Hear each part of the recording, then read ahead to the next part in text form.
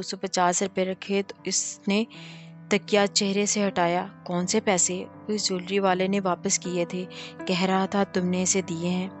تم اس وقت ارسا سے بات کر رہی تھی، میں دینا بھول گئی۔ اس کے اندازے میں ہلکی سی خفگی تھی۔ وہ کچھ دیر تو بول ہی نہ سکی۔ کیچر جو اس نے بہت استحقاق سے لگا رکھا تھا، اس کی قیمت ادا اس شخص نے کی تھی جس کی وہ چند منٹ پہلے ہی بے عزتی کر چکی تھی۔ اس کا دل چاہا کہ وہ 250 روپے اسی وقت اس کے منہ پر دے مارے، مگر اس نے احمد صاحب کے ساتھ کمرہ شیئر کیا تھا اور پھر جو کچھ وہ کہہ چکی تھی سو اب مجبوری تھی۔ وہ خاموشی سے سونے کے لیے لیٹ گئی۔ پیسے اس نے پرس میں رکھ دیے۔ جتنا وہ اس سے دور بھاگنے کی کوشش کرتی تھی وہ اتنا اس کے راستے میں آ جاتا تھا۔ چوتھی چوٹی، پیر، 25 جولائی 2005۔ پوری رات بے چین مضطرب رہنے کے باعث وہ ٹھیک سے سو نہیں سکی تھی۔ صبح خاصی دیر سے آنکھ کھلی، دن چڑھ چکا تھا۔ اے سی کی ٹھنڈک کے باوجود سورج کی شعاعیں عین کھڑکیوں کے پیچھے سے جھانک رہی تھی، تپش پیدا کر رہی تھی۔ اس نے کسل مندی سے کروٹ بدلا۔ نشا اور ارسا کہیں جانے کے لیے تیار ہو رہی تھی۔ مجھے چھوڑ کر جا رہے ہو تم لوگ؟ بغیر کسی صبح بخیر کے اس نے لیٹے لیٹے ہی دونوں کو مخاطب کیا۔ صبح سے 110 آوازیں دے چکی ہوں کہ اٹھ جاؤ، مگر تم پتہ نہیں کون سے اضطراب میں سو رہی ہو۔ ابھی ارسا تم پر پانی پھینکنے لگی تھی، وہاں سے بھی جواب ترسے آیا تھا۔ وہ اٹھ کھڑی ہوئی۔ شہلا افتخار کو شاپنگ کے لیے جانا تھا۔ اس کی بہن کی شادی عید کے بعد تھی۔ وہ اس کو گفٹ کرنے کے لیے کراکری یا الیکٹرانک کا سامان خریدنا چاہتی تھی۔ نشا کو بتایا تو اس نے فوراً ساتھ چلنے کی حامی بھر لی۔ جب وہ سب باہر نکلے تو پریشے کی متلاشی نگاہیں افق کی تلاش میں ادھر ادھر بھٹک رہی تھی کہ اسے بے اختیار اسے اپنی رات والی حرکت یاد آئی۔ شرمندگی برمندگی نہیں مجھے، بلکہ ابھی تو مجھے وہ کیچر بھی اس کے منہ پر مارنا ہے، پر ملے تو نہ۔ وہ شاید خود کو تسلی دے رہی تھی۔ سنو ارسا، کون کون جا رہا ہے؟ حیات آباد۔ بہت لاپرواہی سے ٹیکسی کی طرف جاتے ہوئے اس نے ارسا کو مخاطب کیا۔ ہم سب؟ اب اس ہم سب میں وہ شامل تھا یا نہیں وہ پوچھ نہیں سکی تھی۔ ارسا اور نشا کے ارادے بتانے والے نہیں تھے، سو وہ خاموش ہی رہی۔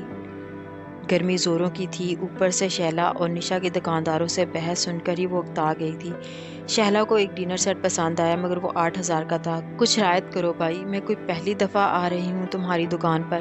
ابھی راستے میں ہی تو افتخار صاحب نے بتایا تھا کہ وہ شہلا حیات آباد دوسری دفعہ آئی ہیں۔ باجی، ہم سے قسم لے لو یہ ڈنر سیٹ آپ کو پوری مارکیٹ میں اس سے کم کوئی بھی نہیں لیا۔ خاص جاپان کا مال ہے، اور باقی لوگ مارکیٹ میں چائنا کا مال رکھتے ہیں۔ وہ 18-19 سالہ گورا چٹا لڑکا تھا، چہرے پر چھوٹی داڑھی تھی۔ سہلا نے ڈنر سیٹ 6000 میں خریدا۔ دوسری دکان پر وہی ڈنر سیٹ 3000 میں مل رہا تھا، مگر پریشا کو یقین تھا کہ وہ ڈنر سیٹ 400-500 سے زیادہ نہیں ہوگا۔ آخر چائنا اور افغانستان سے آنے والا اسمگل شدہ مال تھا۔ وہ حیات آباد کے پٹھانوں اور سکھ دکانداروں سے خاصی بور ہوئی تھی۔ شام کو جب وہ واپس آئی تو تب تک افق کا کوئی اتا پتہ نہ تھا۔ وہ انتظار کرتی رہی کہ ارسا اور نشا اس کے بارے میں منہ سے کچھ پھوٹیں گی، مگر وہ تو شاید اسے بھول بھی چکی تھی۔ بے حد تھکاوٹ کے باوجود بھی پری نہ سو سکی۔ اگر وہ ناراض تھا تو وہ اسے منانے کا کوئی ارادہ نہیں رکھتی تھی، مگر وہ ایک دفعہ نظر تو آئی کدھر چلا گیا تھا، شاید واپس۔ یہ خیال ہی بہت تکلیف دہ تھا۔ اگر وہ واپس چلا گیا تو وہ ادھر کیا کر رہی تھی؟ اس کو بھی واپس چلے جانا چاہیے۔ تو کیا وہ صرف افق کے لیے یہاں آئی تھی؟ اس خیال نے اسے بے چین کر دیا تھا۔ نہیں، میں تو ندا آپا سے اس کی دلیل بہت کمزور تھی۔ رات کو نشا ارسا سے پشاور کے مشہور جلیل کے چپلی کباب کھانے لے گئی تھی۔ افق کا کوئی پتہ نہ تھا۔ اس پر ایک بے نام سی اداسی طاری تھی۔ وہ جو ایک دن بعد بیچ راستے میں چھوڑ کر چلا گیا تھا، وہ اس کے خوابوں کا شہزادہ کیسے ہو سکتا تھا؟ جلیل کے اوپن ایئر ریسٹورنٹ میں سبز گھاس پر رکھی کرسی پر بیٹھی وہ یہی سوچ رہی تھی کہ لان کی طرز کے سبز گھاس سے ڈھکے قطع اراضی کے چاروں طرف سفید باڑ لگی تھی۔ رات کا وقت تھا، روشنی کے لیے باہر 1-2 ٹیوب لائٹس لگی تھی اور یہ مدھم مدھم سی روشنی بہت اچھی لگ رہی تھی۔ تمہیں کچھ اور لینا ہے تو بتاؤ، نشا نے اس کی رائے مانگی۔ اسے چونک کر نشا اور وردی ویٹر کو دیکھا، پھر نفی میں سر ہلا دیا۔ وہ تو ٹھیک سے سن ہی نہ پائی تھی کہ ارسا اور نشا نے کیا آرڈر کیا تھا، سچی ہو شاید چپل کباب۔ اس کا دماغ تو سیف اور افق کے درمیان پھنسا ہوا تھا۔ معاف کرنا لڑکیوں، میں ہرگز دیر سے نہیں آنا چاہتا تھا، مگر راستے میں ایک دلچسپ آدمی جو کسی زمانے میں رپورٹر تھا، اس سے باتیں کرتے ہوئے وقت گزرنے کا احساس ہی نہیں ہوا۔ بہت معذرت۔ نہایت اجلت میں ہمیشہ کی طرح حشاش پشاش لہجے میں کہتے ہوئے، اس دراز قد اور ستونوں ناک والے ترک سیاہ نے ارسا کے ساتھ والی کرسی سنبھالی۔ ایک لمحے کو تو پریشے کا دل اچھل کر حلق میں آ گیا، دوسرے لمحے وہ شانت ہوگی سے یوں لگا جیسے اس کا کوئی گمشدہ حصہ واپس مل گیا ہو۔ وہ آ گیا تھا، وہ اسے چھوڑ کر نہیں گیا تھا۔ یہ احساس اسے سکون دینے کے لیے کافی تھا۔ وہ اتنی پرسکون ہو گئی تھی کہ اسے خود پر حیرت ہوئی۔ اچھا، وہ کیا کہہ رہا تھا؟ ارسا نے بہت دلچسپی سے پوچھا۔ وہ اسے بیٹھے تھے کہ پریشے کے بائیں طرف نشا اور سامنے افق تھا، اور نشا کے سامنے ارسا بیٹھی تھی۔ افق مسکراتے ہوئے اسے وہ باتیں بتانے لگا جو اسے رپورٹر سے معلوم ہوئی تھی۔ ایک دفعہ بھی اس نے نظر اٹھا کر پریشے کو نہیں دیکھا تھا۔ اور نشا، تمہارا دن کیسا گزرا؟ کارخانہ بازار میں دماغ تو خالی ہو گیا ہوگا۔ اب تک اس نے رخ سیدھا کر کے نشا کو مخاطب کیا۔ پریشے کو وہ مکمل طور پر نظر انداز کر رہا تھا۔ بہت تھکا دینے والا۔ ایک آدمی 15,000 کا قلیم بیچ رہا تھا، میں نے جان چھڑانے کے لیے 1500 میں دے دو اور کیا تم یقین کرو گے وہ بولا کہ ہاں لے لو۔ میرے خدایا! افق لبوں پر ہلکی مسکراہٹ لیے بہت دھیان سے سن رہا تھا۔ خود کو یوں نظر انداز ہوتا دیکھ وہ اپنے ناخنوں سے کھیلنے لگی۔ اس کے انداز میں اضطراب تھا۔ وہ بات کرتا تو وہ رکھائی برتتی تھی، اب وہ دور ہو رہا تھا تو وہ بہت بے چین تھی، اگرچہ بظاہر بے نیاز تھی۔ ویٹر ہاتھ میں پکڑی بڑی سی ٹرے لیے ان کی میز پر پہنچا تو اس نے چہرہ اونچا کیا، نظر سیدھی افق پر پڑی۔ وہ ویٹر کی طرف متوجہ تھا، گرے شرٹ کی آستینیں کوہنیوں تک فولڈ کر رکھی تھی، کیپ میں بھورے بال چھپ گئے تھے۔ میں نے تمہیں جلیل ریسٹورنٹ کا اس لیے کہا تھا کہ ان کے چپلی کباب کے ساتھ ان کے نان زیادہ پسند ہے۔ سفید، بے حد سفید، آنسو کی شکل کے نان پلیٹ میں رکھتے وہ مسلسل بول رہا تھا۔ اس کی بات سے ظاہر ہوتا تھا کہ سارا پروگرام ان تینوں کا طے شدہ تھا۔ وہی لا علم تھی۔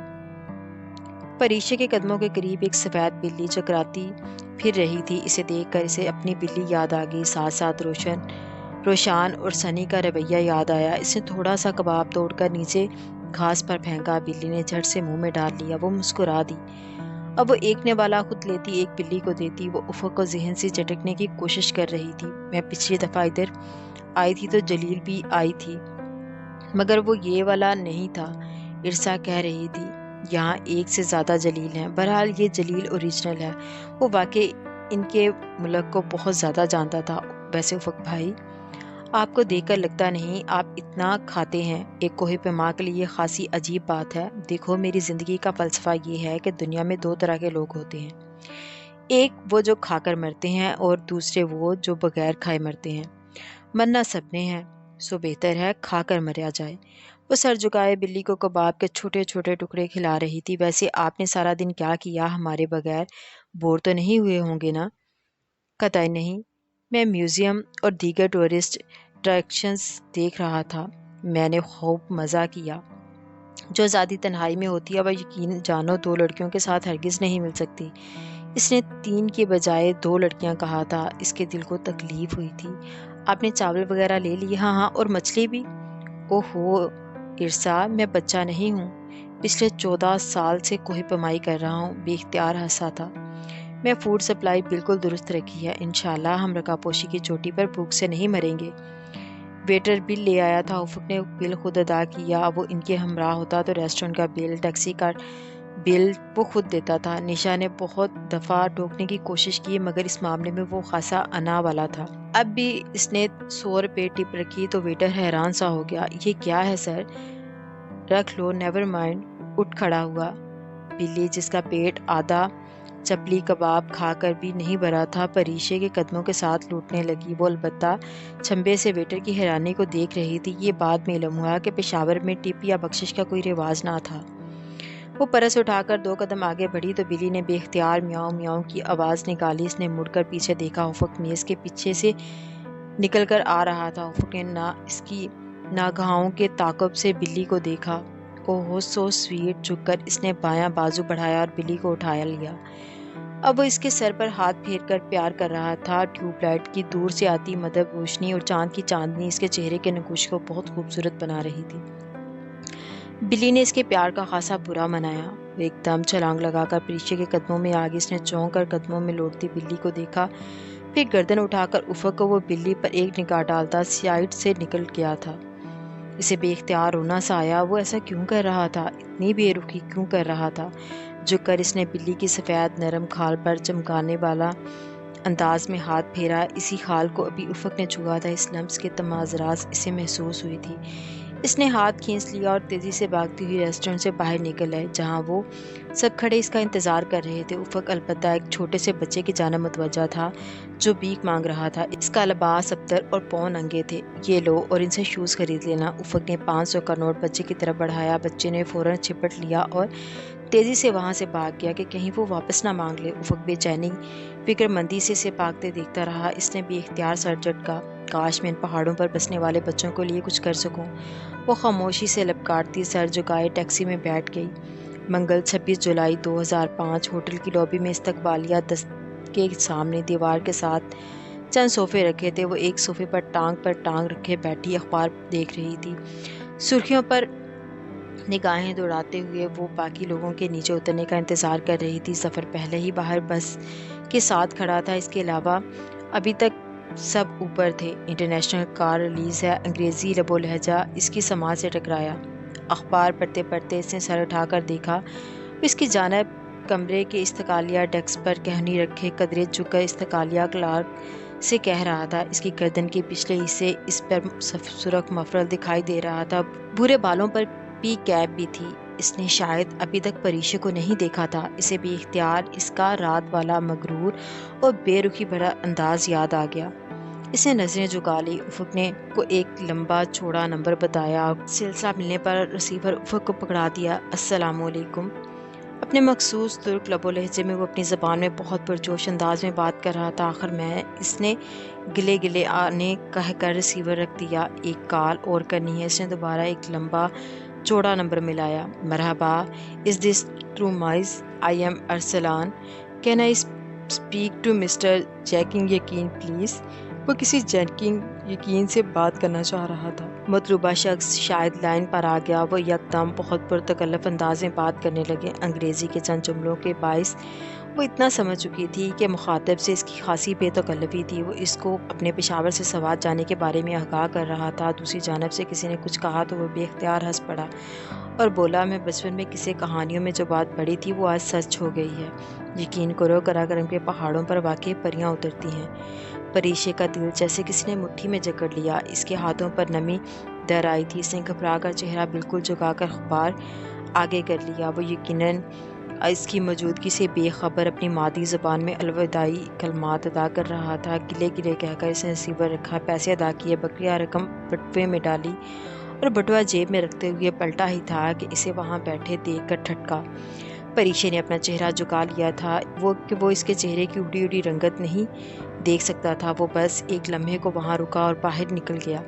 اس نے اخبار میز پر رکھ دیا اور اپنا سر دونوں ہاتھوں میں تھام لیا۔ یہ اس کے ساتھ کیا ہو رہا تھا؟ وہ جیسے اس کی بے رخی اور بے طبعی سمجھ رہی تھی۔ وہ سوائے ایک مصنوعی خول کے کچھ نہ تھا۔ وہ خود کو مسلسل 3 دن سے اس کے متعلق کیوں سوچے جا رہی تھی؟ وہ ایک منگنی شدہ لڑکی تھی، حالانکہ منگنی کوئی شرعی تعلق نہ تھا، پھر بھی اسے لگتا تھا کہ اسے سیف کے علاوہ کسی کے متعلق نہیں سوچنا چاہیے۔ وہ اسی لیے اسے خود سے دور رکھ رہی تھی۔ وہ دراصل خود سے لڑ رہی تھی۔ پچھلے 3 دن سے جاری اعصابی جنگ میں وہ تھکنے لگی تھی۔ وہ کب بس میں بیٹھی، بس کب چلی، سے کچھ ہوش نہ تھا۔ اس نے سیٹ کی پشت سے ٹیک لگا کر آنکھیں موند لی۔